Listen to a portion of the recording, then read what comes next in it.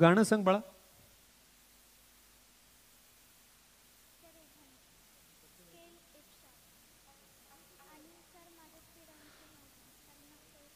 या स्पर्धेतल्या सकाळपासून आतापर्यंत जे लिटिल चॅम्प्स स्पर्धक गायले त्यांच्याबद्दल एक गोष्ट सांगतो. यांना त्यांच्या गाण्याची स्केल इतकी परफेक्ट माहिती आहे आणि याचं सगळं जे श्रेय आहे हे यांच्या मेहनतीला, कष्टाला आणि सगळ्यात जास्त श्रेय त्यांच्या आईबाबांना, पालकांना, जे आपल्या मुलांच्या या कलेला खऱ्या अर्थानं प्रोत्साहन देत आहेत. त्या सगळ्या आईबाबांसाठी मनसोक्त एकदा जोरदार टाळ्या होऊन जाऊ देत. मनसोक्त धन्यवाद.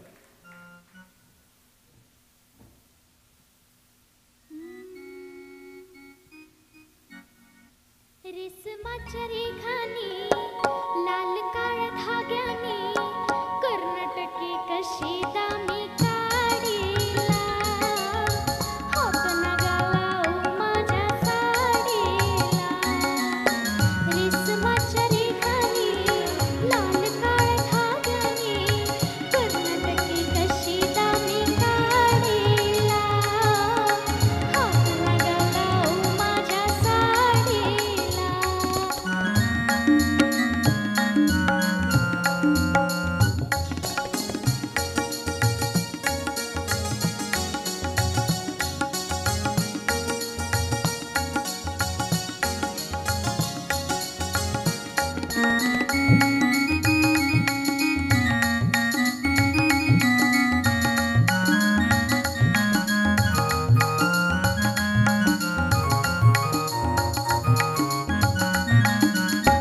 नवी कोरी साडी लाख मोलाची भरलेली नक्षी फुल येलाची.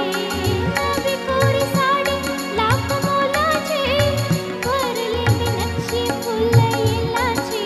येलाची मी येलाची गुंफियल राखू मोर जोडीला हात नगाला माझ्या साडीला हात नगाला माझ्या साडीला.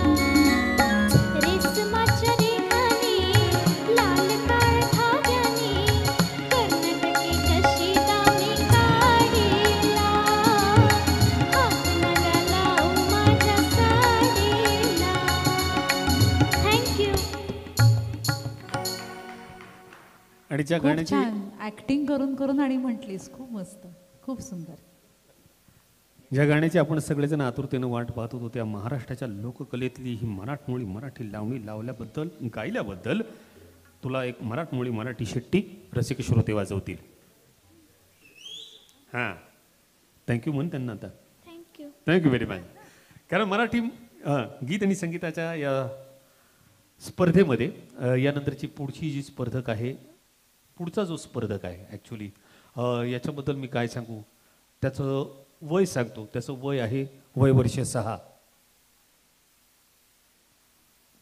आणि अतिशय सकाळपासून माझा नंबर कधी लागणार असा आईला आणि बाबाला प्रश्न विचारणारा जसराज यानंतरचा पुढचा स्पर्धक असणार आहे.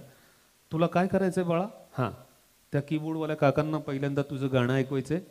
त्यांना स्केल सांग की तू कुठल्या स्केलमध्ये गाणं म्हणणार आहे आणि नंतर गाणं सादर करायला मंचावर ये. ओके.